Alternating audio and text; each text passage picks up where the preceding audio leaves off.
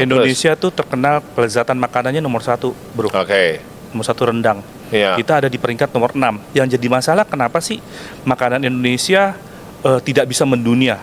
Dalam perjalanan pernah nggak ada kata-kata hinaan dari orang yang membekas di hati Pak Calvin, tetapi sekaligus itu bisa jadi semangat, namun sampai sekarang Pak Calvin nggak bisa lupain kata-kata itu. Saya kalau nggak ditolong Tuhan, nggak mungkin seperti ini, bro. Di dalam bisnisnya Pak Calvin ini sebenarnya ada man behind the gun-nya.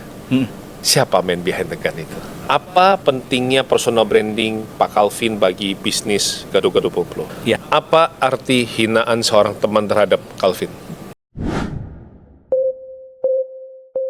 Halo semuanya, senang sekali saya Tommy Wong kembali bisa menyapa teman-teman, dan kali ini di edisi spesialnya Ahava Podcast kita akan bersama seorang pengusaha yang menurut saya very humble. Dalam beberapa kesempatan saya berkomunitas, beliau memberikan dukungan, bahkan menginvite saya dalam acara-acara networking, dan itu sebenarnya merupakan seperti kalau bagi saya tradisi beliau. Intinya dalam berbisnis, beliau senang sekali bernetworking dengan siapa saja. Namun tentunya, halo semuanya, senang sekali saya Tommy Wong kembali bisa menyapa teman-teman, dan kali ini di edisi spesialnya Ahava Podcast kita akan bersama seorang pengusaha yang menurut saya very humble. Dalam beberapa kesempatan saya berkomunitas, beliau memberikan dukungan, bahkan menginvite saya dalam acara-acara networking, dan itu sebenarnya merupakan seperti kalau bagi saya tradisi beliau. Intinya dalam berbisnis, beliau senang sekali bernetworking dengan siapa saja. Namun tentunya kita pengen dalam networking ini, apa sih yang harus diperhatikan untuk mendapatkan partner bisnis, mungkin klien, bahkan bisa jadi customer yang luar biasa. Siapa lagi kalau bukan Pak Calvin Boplo istilahnya ya, kalau dipanggilnya ya. Pak Calvin Hartono ya. Thank you, bro. Tapi saya selalu ingatnya Pak Calvin Boplo gitu dari awal. Bicara Boplo, siapa yang nggak kenal ya, sudah tahu tentang gado-gadonya yang begitu luar biasa. Brother, saya mau nanya, ini sebenarnya brother ini termasuk pewaris atau perintis? Pewaris lah, karena memang generasi kedua ya. Generasi kedua ya. Karena diawali oleh usaha dari mama saya. Oh, mama, oke. Apa yang membuat brother tertarik melanjutkan? Karena kan seringkali di zaman terutama Gen Z ini, apapun yang dirintis orang tua, kadang-kadang, saya nggak bilang disclaimer ya, nggak bilang semua, Gen Z itu kayaknya keberatan, itu kan urusan papa, kerjaan papa, pegawai papa mana mau nurut sama saya. Iya. Nah, waktu itu apa yang membuat mau? Dulu di awalnya sih memang nggak tertarik, bro. Ya, lanjutin usaha mama, karena waktu itu memang jujur, belum ada uangnya. Belum ada uangnya. Iya, karena satu outlet mami nggak mungkin kan kita dibayar sama mami sebagai profesional. Tapi ya berjalan dengan waktu, saya juga usaha terus. Berapa? Sampai satu orang tetangga itu bilang, usaha mama kamu tuh udah bagus, kenapa nggak dilanjutin? Ini itu usaha yang benar-benar bisa jalan gitu. Bisa jalan ya. Nah, tetangga melihat gitu ya. Iya betul. Dan ini kan udah punya merek yang cukup dikenal, karena seiring dengan perjalanan waktu tuh nama Boplo udah mulai dikenal dan mulai diajakin dibuka di beberapa tempat lah. Banyak yang ngajakin. Kadang-kadang customer maupun tetangga bisa punya satu POV ya, point of view, kasih nasihat ke kita gitu ya. Bener banget. Dan akhirnya karena tanpa sadar mama itu kalau diajakin jualan di beberapa tempat, itu pasti dia nggak pernah menolak. Di dekat di sebelahnya supermarket hari-hari di Laukasari pernah ikutan, itu padahal tempat tadinya awalnya adalah gudang. Mama ikutan. Di Pujasera ikutan. Jadi mama itu selalu mau. Bukan nolak, kan kadang-kadang ada ya kalau orang-orang dia yang selalu mau, dan peluang itu selalu diambil sama mama saya. Dan itu yang menyebabkan itu namanya proses tanpa disadari mama melakukan proses yang namanya branding, bro.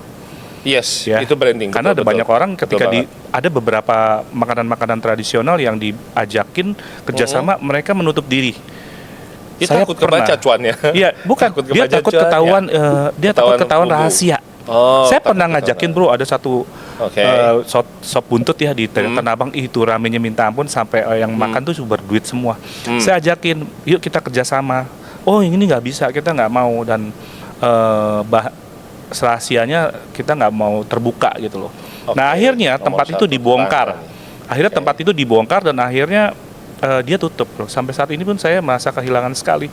Begitu banyak makanan tradisional Indonesia yang luar biasa potensinya dan sudah digemari, tapi mereka tidak bisa melanjutkan perjuangannya atau usahanya, akhirnya tutup, sayang sekali. Bahkan ada satu juga orang yang jualan gudeg itu larisnya luar biasa bro, sampai pejabat pembeli-pembeli dari luar.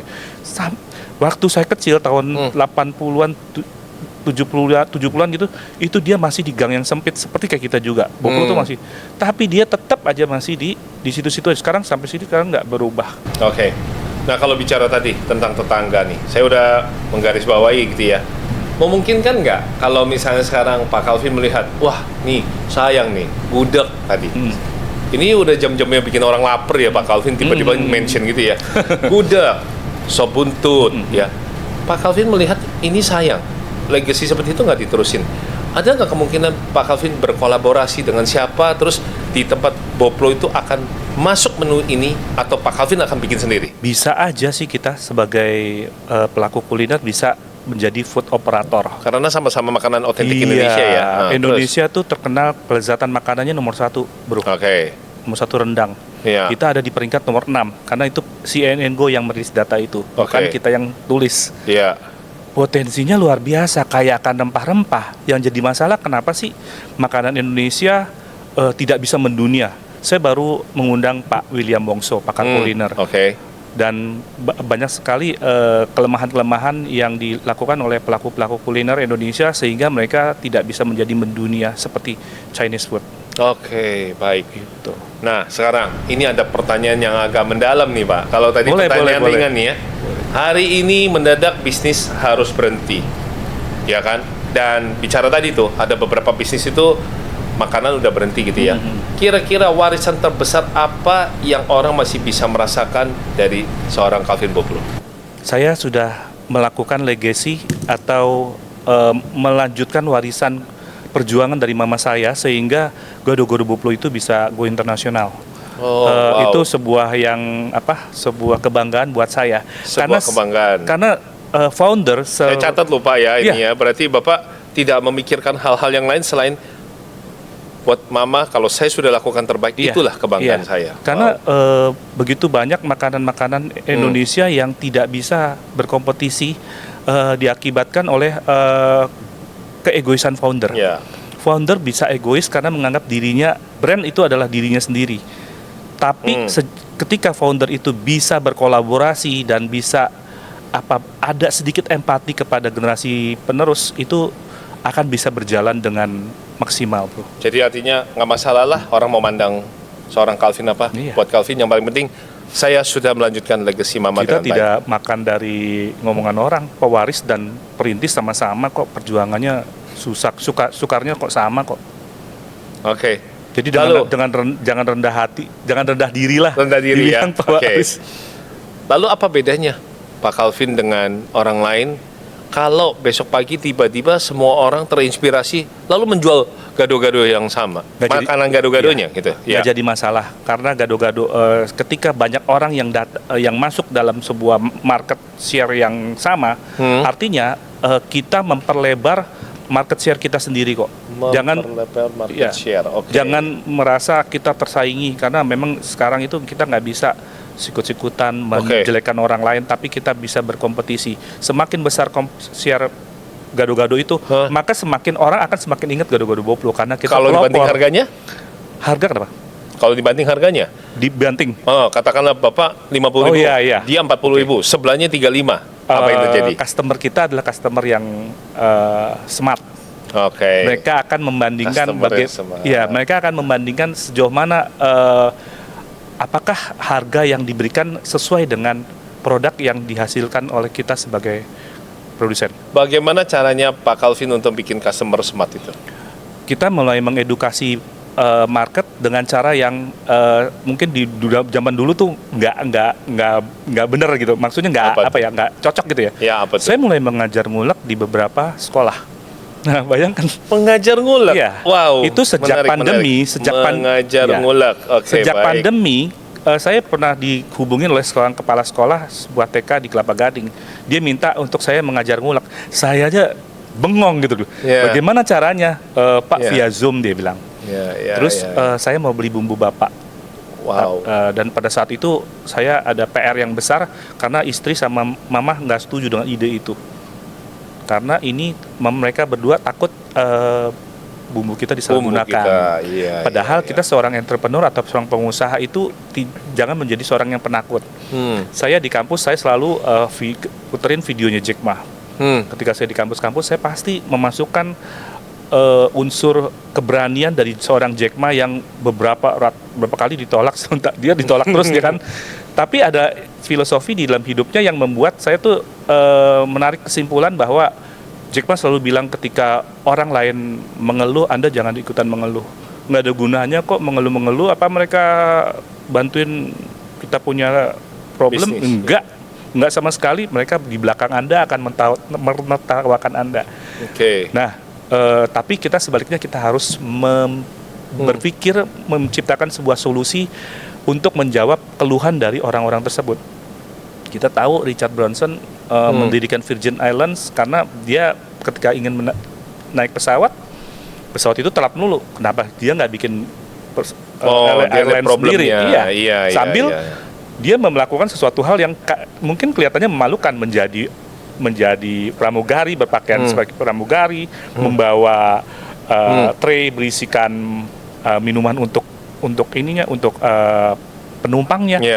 Emang nggak kenapa-napa seperti itu? Ya nggak apa-apa juga gitu loh. Itu melakukan sebuah terobosan yang sedikit aneh. Itu harus dilakukan seperti itu untuk menjadikan Anda sebagai bahan pembicaraan. Pak Calvin terinspirasi dengan itu ya. Namun sebaliknya, kalau bicara kegagalan, berapa berani Anda membeli kegagalan di tahun ini? Saya baru menutup cabang saya yang di Boblot Cempaka Putih. Saya nggak nyangka loh Anda seenteng ini ngomong kayak begitu loh. Biasa saja bro. Saya kalau orang biasa pengusaha itu malu bro kalau ngomong. Ditutup-tutupin buat apa? Mereka lebih tahu daripada kita. Saya di komen, waktu itu ada podcast teman saya Bro Pinpin. Judulnya saya tidak menutup cabang pada saat pandemi. Memang saya tidak menutup cabang, tapi di bawahnya ada yang komen, apaan nggak menutup cabang, tapi yang di Boblot Cempaka tutup. Ya memang itu kan bukan pandemi bro. Selesai pandemi kan. Jujurlah kalau kita berbisnis, karena Tuhan juga kepingin kita jadi orang yang jujur kok. Kalau memang sekian gram ya kita bilang sekian gram lah, nggak usah takut. Kenapa sih? Apa masalahnya menutup outlet? Biasa aja. Jadi bisnis. Buka cabang, menutup cabang itu adalah bagian dari seorang pengusaha. Sesuatu yang biasa. Jangan menjadi aib atau momok kok. Tapi kok saya lihat malah Pak Calvin wajahnya bangga gitu tutup cabang. Berarti santai, Anda already do something gitu ya? Santai aja. Kalau memang nggak cocok, tutup. Ya. Sewa dinaikin 2 kali lipat. Apakah kita bisa membayar? Kalau nggak bisa membayar ya sudah. Logik kan bro. Nggak perlu mempertahankan gitu loh. Terus nombokin pakai subsidi dari cabang yang untung, nanti virusnya ke sana kan. Tapi Pak, bukankah ada yang grup-grup raksasa tuh ya? Kalau saya dulu nanya, Pak, ini di sini peralatan elektroniknya nggak ada yang beli, nggak apa-apa, saya cabang banyak, subsidi aja saling silang. Terus saya bilang, Pak, apa nggak sayang? Ya namanya bisnis lah, yang penting kelihatan grow dah. Masing-masing kan punya pemilihan alternatif tersendiri. Saya suka dengan jawaban Bapak. Artinya thank you. Anda tidak judging. Artinya, itu salah caranya. Enggak. Memang masing-masing kita nggak tahu. Kalau orang mau IPO kan nggak bisa begitu ya. Iya, betul. Oke. Nah, dalam perjalanan pernah nggak ada kata-kata hinaan dari orang yang membekas di hati Pak Calvin, tetapi sekaligus itu bisa jadi semangat, namun sampai sekarang Pak Calvin nggak bisa lupain kata-kata itu. Dulu saya aja sering dikata-katain sama saudara-saudara ya. Iya, saudara. Bapak kamu tuh orang bodoh. Karena saya ditinggal papa tuh ketika umur 2 atau 3 tahun lah bro. Wow. Papa saya orang bodoh. Iya, dia pokoknya kata-kata hinaan yang sangat-sangat membekas. Tapi saya beruntung saya punya orang tua, mama saya seorang pejuang yang benar-benar yang nggak pernah nyerah gitu dengan keadaan. Dia selalu optimis dan selalu ingin melakukan hal yang bagus buat customer. Salah satunya adalah memberikan makanan-makanan kecil seperti dessert ya, seperti kolak pisang, paca Cina ke customernya, dan itu lebih membekas ke saya bro ketimbang kata-kata orang-orang motivasi yang belum tentu dilakukan. Walk the talk itu penting banget. Walk the talk penting banget. Tapi hinaan itu membuat sekarang kita menjadi katakanlah kita ada di posisi sini. Di posisi ini adalah berkat kebaikan Tuhan. Saya kalau nggak ditolong Tuhan nggak mungkin seperti ini bro. Kita tahu ya di dunia gado-gado bro, mungkin pernah dengar merek-merek, boleh saya sebut namanya? Ya, boleh. Gado-gado Cemara itu tahun 47 bro bikinnya. Gado-gado Bonbin tahun 60. Iya tahu. Ya, sementara kita ditolong Tuhan.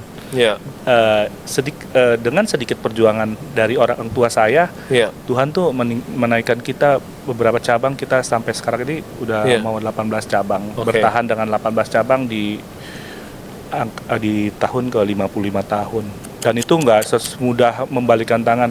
Bisnis yang paling susah adalah bisnis kuliner bro. Tapi di tengah-tengah 18 cabang, segala kesibukan, Pak Calvin masih menyempatkan waktu untuk networking sama teman, ngisi podcast dan belajar jadi di juri sekolah. Kuliah, bikin grup belajar bisnis bersama CH. Itu memang saya terinspirasi sama Pak ini, teman kita juga bro. Bos TX Travel ketika pada saat pandemi. Saya bilang, ini gila banget. Seorang figur yang bisnisnya berdarah-darah, nggak dapat uang, tapi dia mau menginspirasi orang lain. Wow, itu membuat... Bahkan sampai dia jadi manajer di restoran malah. Itu sih Bali memang Timbungan ya. Menggugah hati saya banget. Saya juga diundang. Saya bilang, ini orang yang nggak mungkin lah, Tuhan nggak mungkin nggak tega untuk tidak menolong Pak Anton Teddy. Iya. Berarti dia termasuk salah satu inspirator Anda gitu. Iya, betul. Teman orang asing kadang-kadang malah jadi inspirator kita. Tapi saudara terdekat justru bisa kadang menghina kita. Mungkin karena dia tahu ya background kita. Iya. Wah, bicara hal ini memang realistis banget ya. Lalu kalau sekarang Pak Calvin, pilih uang bekerja untuk Anda atau Anda terus bekerja untuk uang? Yang pertama pastinya pasti dengan kondisi kita fisik juga pasti akan menurun. Ya, kesehatan juga pasti juga tidak akan kita berusaha sih untuk selalu sehat. Tapi saya melihat mama saya dan beberapa teman-teman ketika kita berbicara, jangan sampai kita setelah usia pensiun tapi tetap nggak bergerak gitu bro. Berapa banyak saya lihat orang-orang yang teman-teman saya yang cerita orang tuanya dibiarkan untuk tenang aja, santai, tapi mengalami kemunduran fisik dan karena dia tidak melakukan olahraga, demensia sampai gitu ya. Jadi sebaiknya ya tetap aja. Jadi kasih aja dia aktif itu di restoran, dia mau ngapain terserah dia. Saya kasih. Mama saya masih mau masuk ke dalam akuarium, kita menyebutnya akuarium ya bro, untuk yang buat bikin makanan itu loh. Akuarium. Biarin aja, itu bentuk kecintaan dia kepada pelanggannya. Dan kalau dia nggak ada kegiatan fisik itu nanti dia Nah tapi tentu pertanyaan tadi itu gampang ya. Orang bilang, dah jelas tak kok Tommy kayak gitu ditanyain ke Pak Calvin. Ya pastilah maunya uang bekerja untuk dia kan. Tetapi masalahnya gini, kalau uang ini sudah bekerja buat Anda, berarti kan uang nggak jadi masalah nih. Anda sudah bisa mempekerjakan uang loh, bukan orang lagi nih. Nah, bisnis apa yang kira-kira Pak Calvin sebenarnya dalam hati pengen bangun untuk dunia ini, terutama Indonesia? Bisnisnya Pak Calvin kan gado-gado populer nih. Sekarang uang udah nggak jadi masalah, amin ya. Anda diberkati Tuhan luar biasa. Dengan uang ini, Anda pengen bangun bisnis apa yang sebenarnya merupakan satu keinginan yang baik gitu. Kalau lah gue bisa kayak gini, apa yang akan edukasi. Pak Calvin pengen bikin apa? Ada orang bikin sekolah bisnis gitu loh. Sekolah bisnis. Saya nggak diem aja walaupun saya punya kepinginan untuk saya bikin grup WhatsApp. Saya bagikan sharing saya gratis. Iya, saya ada baca kemarin. Bagus ya. Ada satu insight tentang pokoknya kalau misalnya kita itu ada menu komplainan itu Pak Calvin bisa lah ceritakan dengan baik gitu ya. Berarti bisnis yang akan dibangun itu adalah tentang seputar fokusnya adalah tentang dunia F&B. Iya. Jangan keluar dari itu yang kita nggak kuasai, apalagi ikutan bisnis. Iya, bisa paham. Nah, tapi di sisi lain, kalau sampai Bapak ada pikiran begitu, berarti di dalam bisnisnya Pak Calvin ini sebenarnya ada man behind the gun-nya. Siapa man behind the gun itu? Ada yang Pak Calvin hormati, Pak Calvin istilahnya ya, kalau kita kerjakan dengan baik semua, ini kan artinya ada bos kita di atas nih. Siapa bos itu? Ya tentunya Tuhan. Terus ada teman-teman yang memang bagus di bidang edukasi yang bisa kita ajak. Yang mungkin mereka secara edukasi secara teori juga mereka kuasai. Namun kadang-kadang kita sebuah teori itu harus dibarengi oleh praktek yang cukup di lapangan. Mungkin ada teman-teman kita yang jagolah S3 secara pendidikan, secara strata, dia bisa punya teori ini berbunyi begini-begini. Tapi kalau cuma hanya teori itu tidak bisa terbukti bisa bagus untuk ke para pelajarnya gitu. Pak Calvin, dalam perjalanan sekarang Pak Calvin tahu di zaman sekarang istilah personal branding itu kuat banget. Iya. Ya. Nah, kalau nama Anda disebut tanpa produk, pesan apa sih yang Pak Calvin pengen muncul? Kan gini, Calvin Hartono, bener ya? Banyak orang memberi nama, termasuk saya, Calvin Boblo, karena produknya Boblo. Tetapi sekarang kita lepas, ya, bisnis Anda kita lepas. Calvin Hartono, apa yang seorang Calvin Hartono pengen personal branding yang muncul di benak orang? Jadi maksudnya itu salah satu sifat kita hanya ya? Pak Calvin aja. Kira-kira apa sih yang kalimat muncul di atau benak kata? orang? Boleh kalimat, boleh kata. Saya ingin dikenal sebagai pelaku bisnis yang bukan bisnis ya, orang yang humble, yang mau berbagi kepada orang lain. Itu kalimat, satu kata. Berbagi aja. Berbagi. Berbagi tanpa iming-iming uang ya. Karena saya juga dulu saya sempat juga. Kenapa sih berbagi? Apa Anda pernah dibagi-bagi kali makanya itu berkesan di hati Anda? Atau justru nggak pernah dibagi makanya Anda kepahitan? Saya itu dulu senang berbagi karena memang saya lihat karena firman Tuhan yang bilang di Matius 25, ketika kita ingin diberikan talenta sama Tuhan, kamu harus kasih mengembangbiakan talenta itu. Dibagi 10. 1, 5 sama 10. Iya. Tuhan lihat okay. kita loh, kalau kita mau berbagi dikasih talenta yang katakanlah kita punya ilmu, punya pengetahuan, kita bagikan secara luas tanpa kita mau takut orang ini nanti akan menjadi saingan kita. Wah, Tuhan tuh seneng banget.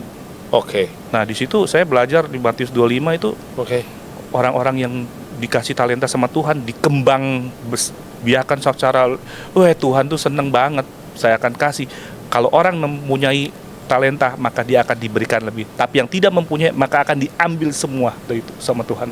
Dan Tuhan bilang kamu manusia egois. Itu dasar firman-Nya.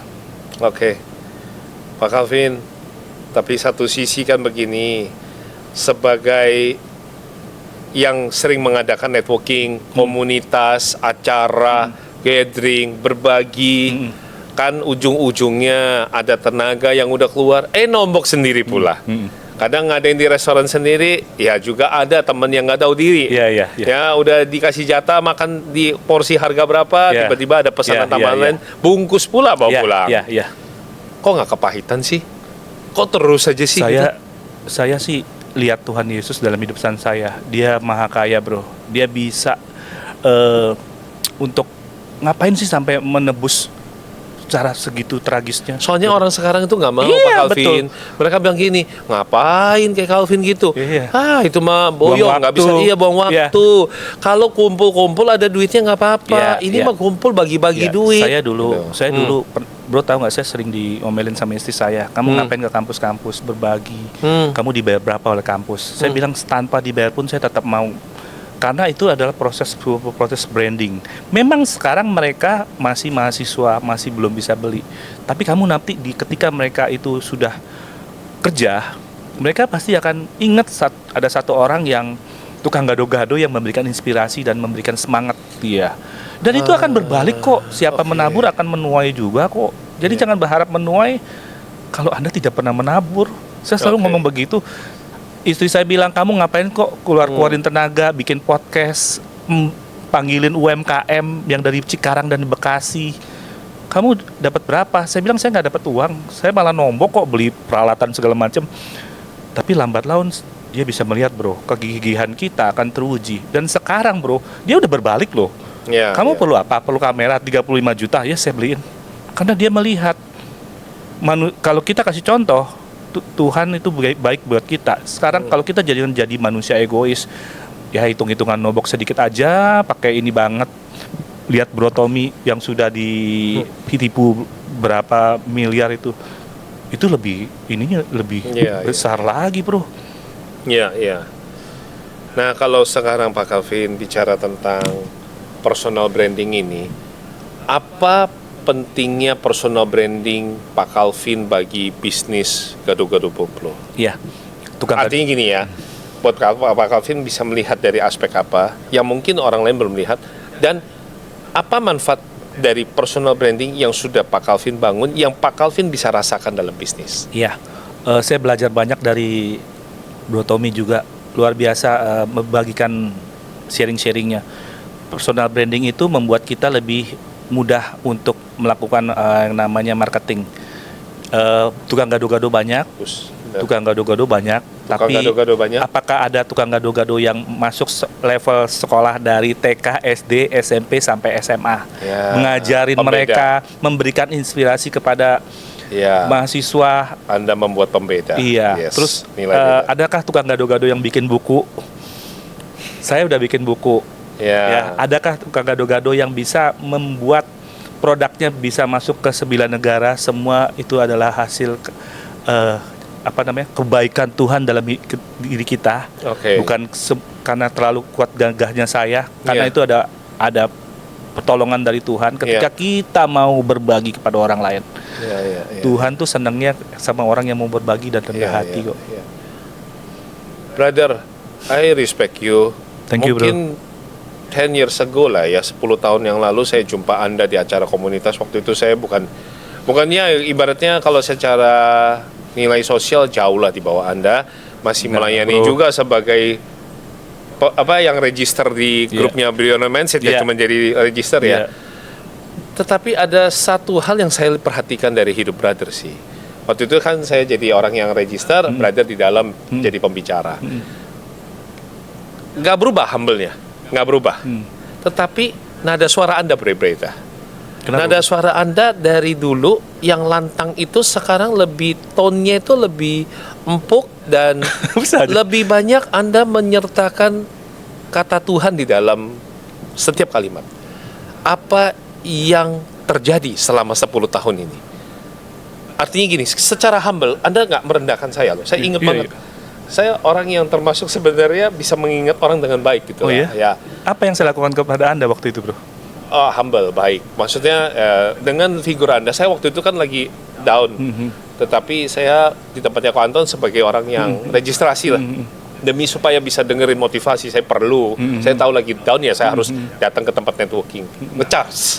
Bisa. Nggak bisa duduk depan, nggak apa-apa lah. Jadi tukang register kan ikutan lumayan. Padahal saya nggak mampu loh waktu itu beli bakminya pun saya nggak mampu. Tapi ya saya juga nggak pernah minta-minta, gitu ya. Teman-teman malah protes gitu. Kok nggak ngomong sih kalau lu ini mah gua bantu? Nggak mau. Tetapi waktu itu saya ingat, saya sapa Anda gitu loh, Pak Calvin gitu. Iya gitu ya kan ya. Ya memang mungkin kita belum saling terlalu dekat, tapi kan belakangan jadi dekat gitu ya. Yang berkesan buat saya gini, Anda tidak permasalahkan siapa saya, dan saya nggak pernah cerita juga siapa saya. Anda berteman dengan baik bahkan sampai hari ini. Namun seiring jalan, dulu itu suara Anda kalau bicara itu lebih lantang, kalau saya lihat ya. Tapi sekarang, hari ini terutama di depan saya, itu suara Anda jauh lebih, tonnya itu lebih lembut dan menyertakan kata-kata Tuhan dalam setiap pesan. Apa yang terjadi, brother? Adakah fase tertentu yang brother lewati, yang brother merasakan ada sentuhan? Makin kesini kita makin mengenal diri kita ya. Terus makin melihat, Tuhan tuh luar biasa banget sih. Siapa sih saya, seorang anak kampung dari Gang Kebon Siri, yang sekolahnya juga nggak pinter-pinter amat. terus dipercaya Tuhan untuk bisa berbicara di beberapa tempat yang mana untuk kita membuat orang sedikit banyak dapat inspirasi dari saya nggak pantas sepertinya kayaknya sih bro, beneran. Menyadari iya, gitu ya? Sampai aku boleh cerita ya, ada gara-gara nulis di sebuah thread, sampai ada orang dari Hotline FM itu bilang, Pak boleh nggak bisa kasih inspirasi di situ. Hotline FM itu adalah sebuah radio Kristiani. Apa sih yang Anda tulis? Yang saya bagikan, yang saya tulis sampai saat ini bro. Iya, apa yang dibaca sama dia waktu itu tulisannya, ingat ya? Saya seneng, saya cerita aja. Saya punya ada beberapa teman-teman yang bilang, ketika saya masuk thread kan ada orang yang bilang, beneran ini owner Gado-Gado Boplo. Saya nggak selalu senang menonjolkan owner ya, tapi saya senang menceritakan bagaimana sih perjalanannya Mama sampai saat ini, sampai bisa menjadi market leader dalam sebuah kategori gado-gado, sampai orang kemana saya ngomong, wah saya owner Gado-Gado Boplo ya, saya tahulah Boplo dan segala macam. Saya tuh merasa kok Tuhan angkat begitu tinggi saya ya, sementara saya tuh orang yang berdosa, saya banyak menyakiti hati Tuhan dan ya nggak bagus ya, nggak suci-suci amat gitu loh. Tapi perjalanan hidup Tuhan tuh masih mau terima saya gitu loh. Tuhan kok baik banget sih, sampai saat ini pun saya dapat pasti privilege lah bro, ketika buka cabang di mana-mana itu pasti mereka lihat, oh ya Boplo saya dapat, saya mau reputasinya ditawar lah, kita ditawar lah, dapat tempat sampai saat ini. Aduh, kayaknya Tuhan kok kasih saya tuh bukain jalan terus. Mujizat itu terjadi ketika dari awal saya merit loh bro. Merit, nggak punya uang untuk waktu itu kerja sama Mama, gaji 1 juta, KPR 550.000, sisa 450.000 harus cukup dalam tempo sebulan. Terus Mama terima, saya kan kerja sama Mama saya.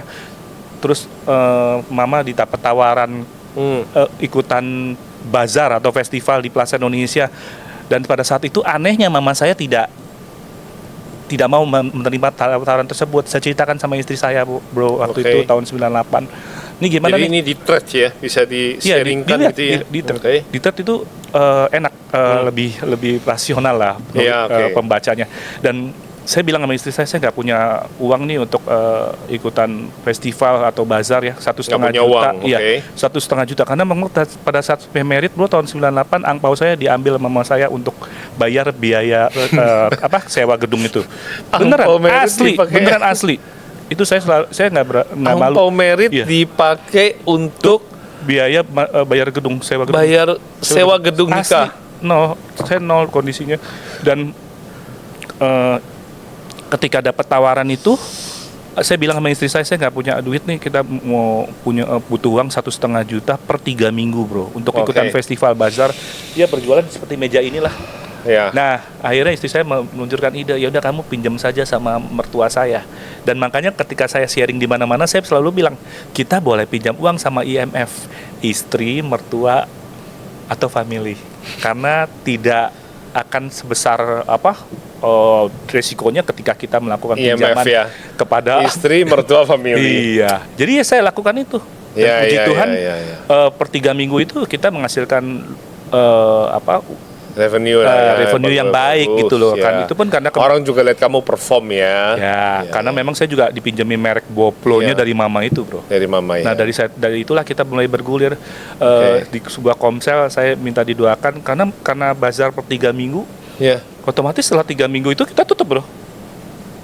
Dan 3 minggu itu, setelah 3 minggu diadakan lagi festival makanan Sumatera. Saya nggak bisa ikut bro, karena tidak ada gado-gado. Saya tidak, otomatis saya bengong. Di saat itulah saya ikut sebuah kelompok sel. Di kelompok sel itu saya cerita sama ketuanya, tolong doakan saya dong, saya kepingin banget punya konter tetap. Dan saya didoakan dan terjadi. Puji Tuhan, itu nggak lama bro. Memang doa yang paling indah adalah doa yang mendoakan. Sebuah di kelompok sel itu, dan akhirnya saya dapat itu walaupun hanya bertahan 8 bulan karena semua food court itu dibeli sama Sogo. Apa arti doa buat seorang Calvin?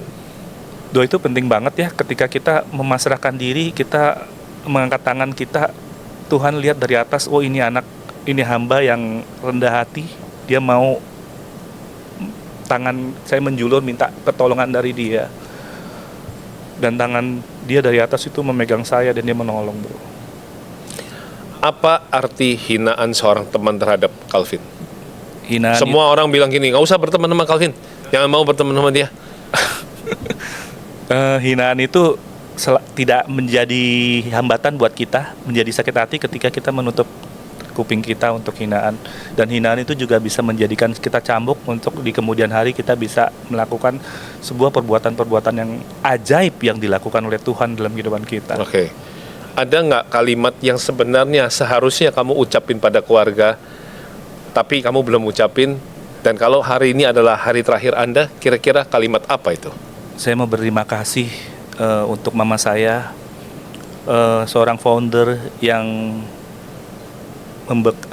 motivasinya saya lihat terus dan membekas dalam kehidupan saya. Semoga mama juga bisa panjang umur, selalu bisa lebih dekat lagi dengan Tuhan, selalu mengutamakan hal-hal yang rohani ketimbang harus terus-menerus membenamkan diri dalam sebuah pekerjaan. Iya. Ini disclaimer juga ya, brother. Saya nanya ini karena banyak sekali karena teman-teman di antara kita yang usianya masih relatif muda, ternyata tiba-tiba dia diajak jalan-jalan sama Tuhan. Dan sayang sekali kalimat yang begitu penting. Katakanlah kalau hari ini saya tidak tahu bahwa pandemi akan membawa mama saya pergi setelah sekian waktu kita sama-sama punya mama yang tua. Dan kalau hari ini beruntung sekali Pak Calvin masih bisa ngomong seperti itu. Iya, thank you. Kalau saya nggak punya kesempatan. Makanya ini pertanyaan yang benar-benar menggugah hati. Kita pengen ajak teman-teman, jangan sampai terlambat. Kalau pengen ngomong sayang sama mamamu, ngomong sekarang. Jangan tunggu disimpan di hati. Sebenarnya sayang, tapi karena gengsi, ntarlah nggak apa-apa, nggak ngomong juga nggak apa-apa. Kita nggak pernah tahu siapa yang pergi duluan. Betul. Nah, kalau misalnya sekarang bicara tentang pengorbanan dalam bisnis, ada nggak sih dalam bisnis itu pengorbanan sebenarnya? Pasti ada. Oke. Siapa yang diem-diem menunggu Anda tiap hari dan tetap menguatkan Anda ketika Anda berbisnis ini? Artinya saat Anda kecewa, Anda marah, Anda kesel, kayaknya udahanlah gitu. Pernah nggak sih pengen udahan lah gitu? Pernah? Nggak pernah. Nggak pernah. Tapi pasti pernah sedih kan? Iya, pernah sedih. Kecewa, ditipu, kesel. Siapa yang menguatkan Anda? Orang itu bukan hanya menguatkan saya, tapi dia merupakan bagian dalam usaha kita juga, istri saya. Oke. Istri saya, tanpa adanya dia di sisi saya, bro, saya tidak mungkin hari ini bisa berdialog dan dipanggil oleh pihak-pihak luar seperti saya saat ini. Saya tidak mungkin bisa seperti saat ini tanpa adanya istri saya, karena istri saya yang membantu saya luar biasa. Saya punya banyak kelemahan, bro. Oke. Kapan terakhir bro peluk mama tanpa buru-buru? Artinya bukan peluk, mah, iya sehat-sehat ya, Calvin jalan. Tapi benar-benar peluk gitu. Kapan terakhir? Masih ingat ya? Sekitar 2-3 bulan ketika ya mama ulang tahun. Gitu ya? Bulan Juli. Oke. Nah sekarang kalau menurut Calvin, Anda ketemu Calvin di usia 20. Calvin yang sekarang mau ngomong apa sama si Calvin 20 itu? Anda di depan nih, depan Anda ada seorang Calvin yang masih umurnya 20. Ketemu nih. Kira-kira Anda mau ngomong apa? Kamu harus mengandalkan Tuhan di atas segalanya. Karena sejauh kita berjuang dengan kegigihan apapun, kecerdasan Anda yang luar biasa, relasi yang begitu hebat, kalau Tuhan tidak menolong maka tidak akan bisa seperti. Dan Calvin itu ngomong, ya dia manggil ya Koko, tapi saya nggak punya uang, saya nggak tahu harus mulai dari mana. Kira-kira Koko Calvin ini akan ngomong apa ke Calvin? Saya pernah nggak punya uang ketika mengikuti festival itu, tapi ketika kita berbuat baik kepada orang, seperti kata Anda, bro, masa sih yang di atas tega membiarkan anaknya nggak bisa ngapa-ngapain? Pasti dibukain kok. Aku udah sering banget melakukan hal-hal yang ya kelihatannya sepele kok, menolong orang yang nggak sesuai dengan kemampuan kita aja, nggak usah terlalu besar-besar. Keikhlasan yang Tuhan pingin kan keikhlasan hati ketika kita memberi. Ketika Yesus melihat janda miskin kasih seberapa duit itu. Dia bilang kok ini adalah pemberian yang paling besar. Kenapa? Karena dia memberi di saat dalam kesulitan dia. Bukan pada saat kita kaya. Kita sih boleh aja pada saat kaya kita kasih banyak-banyak. Gitu bro. Oke, sekarang pertanyaannya yang lebih ke komunitas deh. Gregetan nih. Ya, ini hoping saya soal di komunitas. Silakan. Di dalam komunitas, di dalam WhatsApp grup, Pak Calvin orangnya rajin sharing. Ya. Ketika Anda lihat grup besar, ya sebenarnya teman baik juga banyak. Anda posting, Anda upload segala sesuatu yang tujuannya baik. Tapi lucunya adalah teman-teman baik Anda. Jangankan untuk komen, ngasih jempol pun tak sudi, nge-view pun nggak sudi, ya kan? Boro-boro komen ya. Bahkan kadang-kadang di WA grup kita berharap ada satu suportif. Ayo sama-sama sinergi, sama-sama sharing. Ayo kamu, kalau saya ada salah kamu feedback. Pun sunyi senyap. Kenapa kamu masih terusin? Kenapa? Apa yang membuat kamu masih terus berjuang? Selama kita pingin memberikan inspirasi yang terbaik buat teman-teman, mau disupport kayak mau nggak dikasih like juga nggak ada masalah. Karena apa? Karena kita menabur kan. Nah di tanah yang subur. Tapi jujur dong, kalau ada yang like memang senang. Nggak munafik. Nih, pasti teman-teman sekarang jadi ngerti ya kenapa kalau Bro Calvin sharing, saya setidaknya kalau udah ada waktu saya pasti kasih jempol. Jempol kita itu berarti loh buat orang yang sharing. Dia udah keluarin tenaga loh. Dia mikir loh bro. Iya, jadi saya itu kayak nggak bisa gitu loh bro. Kalau ada teman hoping udah sharing nih. Wah, keep inspiring Calvin. Saya paling sering kayak gitu kan. Thank you. Ternyata itu berarti kan ya. Berarti ya setuju ya bro. Betul. Anda seneng kan? Berarti ayo buat kalian yang sharing jangan putus asa. Tapi kalau punya waktu kasihlah. Karena WA group buat apa dibangun kalau ujung-ujungnya sepi kayak kuburan kan. Saya sering kali gregetan gitu loh, brother. Ya kita banyaklah berkomunitas ya. Sedih gitu loh. Ada kan komunitas saya dengan Anda. Itu yang komunitasnya sudah 3 tahun itu komunitas gak ada suaranya di dalam. Banyak. Kita mau keluar kita bingung. Kita di dalam kita ini tipenya yang kontribusi. Gak bisa lihat grup sepi kan? Cuma bisa ngomong gitu. Makanya hari ini saya sengaja. Ini pertanyaan yang tidak ada di mana-mana lah ditemukan. Ketika kita menabur kan mungkin aja tanahnya gersang. Tapi diamin aja. Kata Tuhan apa? Biarkan saja kita kasih waktu. Siapa tahu nanti bertumbuh. Ya kesabaran. Kalau kita mau ngeliat kesabaran, ya aku juga masih belajar, Bu. Kesabaran masih nggak sabaran.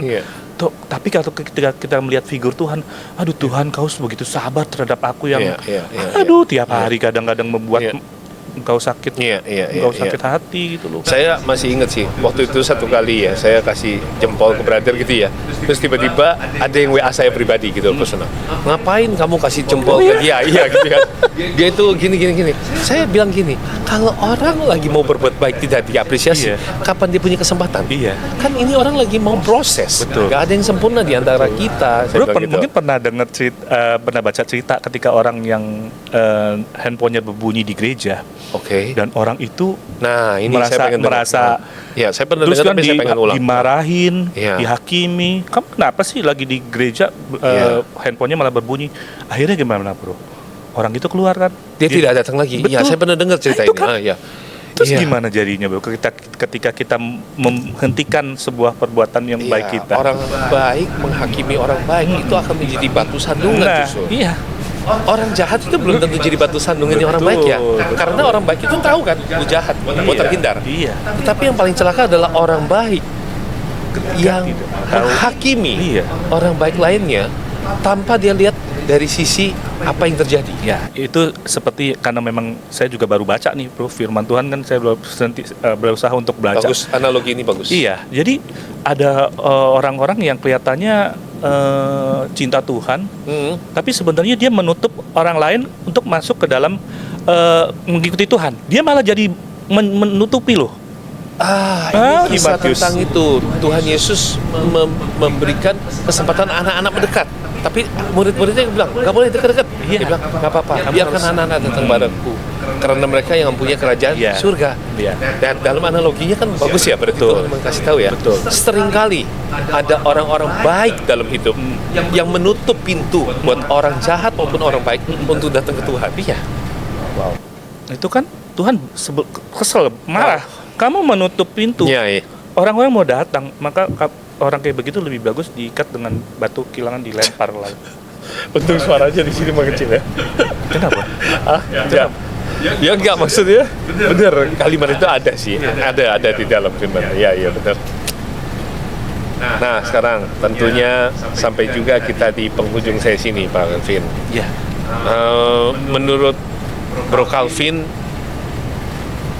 kalau misalnya hari ini orang lain nggak mendukung Bro Calvin dalam segala prosesnya, akankah Pak Calvin berhenti? Sudahlah, cukuplah. Foto kemarin sudah lakukan yang terbaik. Lo orang nggak apresiasi, ya sudah, gue sampai di sini.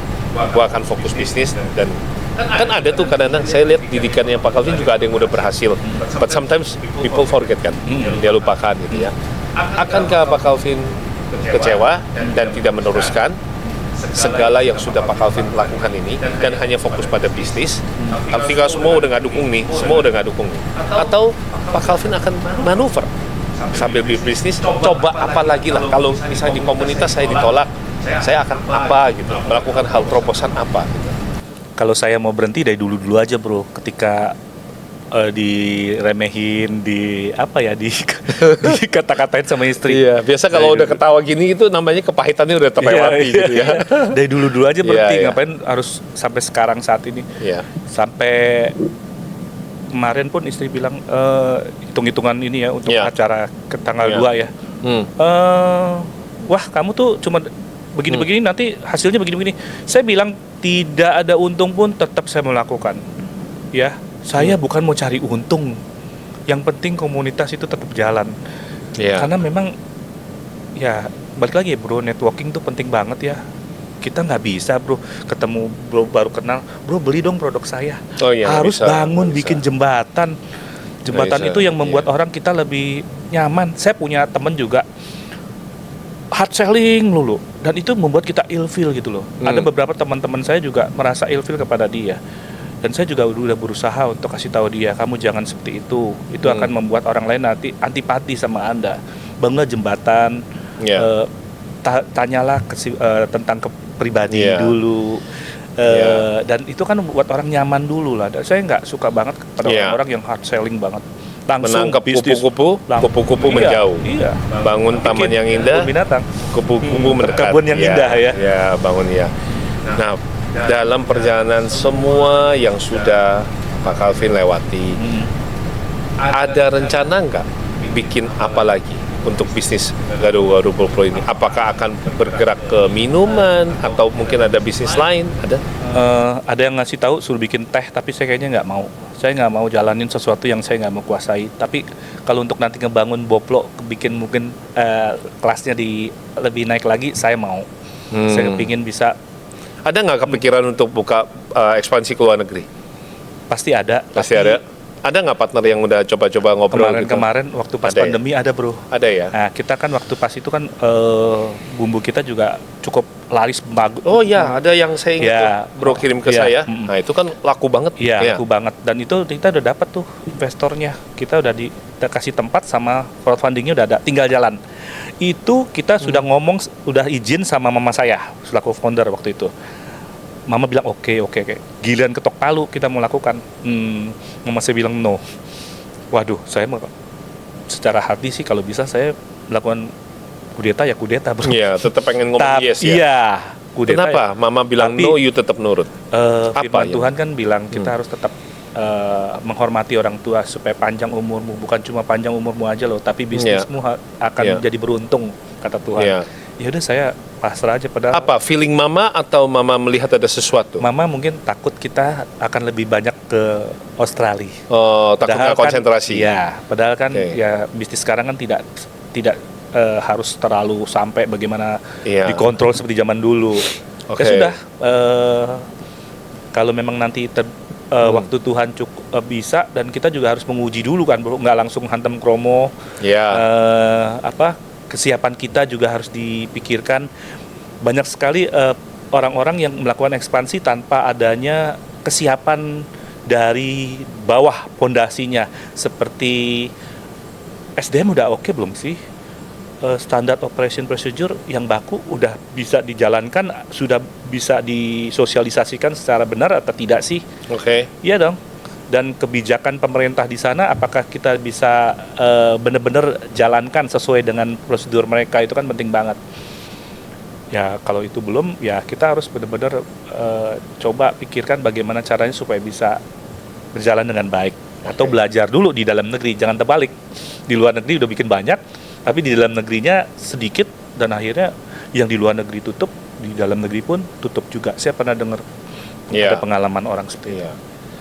Nah ini bagian penting. Biasanya kalau bagian penting itu ditaruh di tengah-tengah nih. Kalau kita keren. malah taruhnya di akhir gitu ya. Keren.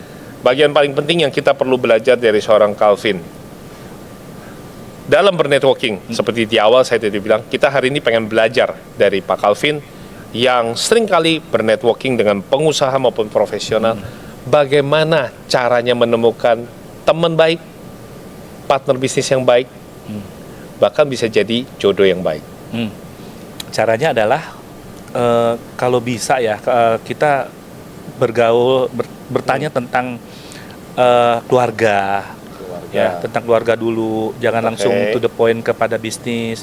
Terus kalau memungkinkan kita bisa ikutan ada tour bareng sama dia. Ini sehingga cara untuk kita pelan-pelan melihat dulu ya. Sehingga pitching sehingga kalau orang mungkin bisa berpura-pura dalam tempo setengah hari, tapi kalau di network kita di tour itu kita kan berhari-hari ngelihat dia ini kan, cara yang bagus. Ngelihat dia berperilaku kepada orang, makan, dia memperlakukan orang. Itu sampai kalau bisa lagi bisa nginep di rumahnya. Nah itu akan nggak bisa dia pakai topeng lah. Cara dia memperlakukan orang-orang kecil di bawahnya dia seperti apa gitu. Ini mungkin karena Pak Calvin ingatnya tadi pertanyaannya kan ada 3 tuh ya klasternya, ada tentang jodoh, maka lihat dulu bobot bibit bebet, lihat keluarga, pendekatan dan sebagainya. Kalau dalam partner bisnis, yang pertama jadi tolak ukur Pak Calvin apa?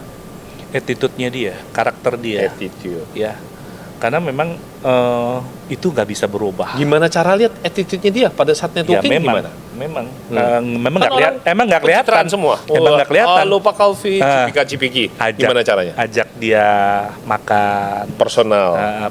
Dari yang besar, diajak personal. Nah, pas personal, Pak Calvin lihat apa? Cara dia pas udah makan, berdua nih, cara dia makan, cara dia pesan menu ya. Cara dia pesan menu seperti yang di-sharingkan Bro Tommy. Iya. Kalau dia itu lah ya. Kalau yang lebih mahal kan nih orang ini gimana ya? Haji mumpung ini. Haji mumpung nih orang. Nah sekarang Pak Calvin kan punya banyak teman. Ini terakhir nih. Gimana cara di dalam networking itu mencari teman yang baik? Kan pasti Pak Calvin punya kan sosialnya gitu ya. Kayak kadang-kadang dalam beberapa kesempatan kemana-mana, nanti selesai saya hubungin teman saya tuh, Ko Tommy Wong, saya sering dengar gitu ya. Ya, Ko Tommy, saya dapat referensi dari Pak Calvin. Nah, bagaimana cara Pak Calvin bergaul dalam berteman itu, artinya mau cari teman-teman yang seperti apa? Kalau bisa sih? kita cek sosmednya. Sekarang cek sosmed itu adalah menjadi keharusan cek sosmed buat orang yang apply kerjaan ya bro. Baik. Dan ada juga bahkan kalau bisa lebih jauh lagi kita melihat dia itu punya pinjaman ke online nggak, sampai sekarang pemerintah itu luar biasa ya. Apa namanya, bantuan langsung itu ketika orang tersebut ketahuan perokok, suka penjudi dan bisnis pinjaman online, langsung stop.